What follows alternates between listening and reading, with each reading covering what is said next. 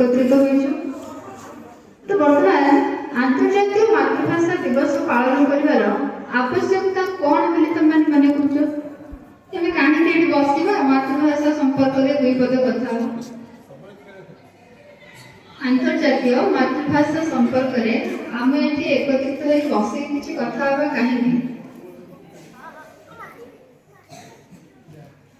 अच्छा, तो आम वर्तमान समय देखुजे कि समग्र भारतवर्ष आधुनिकतार दिगरे अग्रगति करुछि। सबु जिनिसरे आमको आधुनिकतार आवश्यकता रही। ता भितरे आमे भाषा क्षेत्र में मध्य आधुनिकता को आपणेबारे लागिछु। तो से आधुनिकता नाम रे आमे आम निजर मातृभाषा को अणदेखा करी हे मने करी अनेक गुड़िए विदेशी भाषा को आपणे नउछु। विदेशी भाषा को आपणेबा निश्चित भाव में भल आमर उन्नति निमंते, किंतु निज भाषार बा निज मातृभाषार अवहेला करवाटा निहाती अनावश्यक।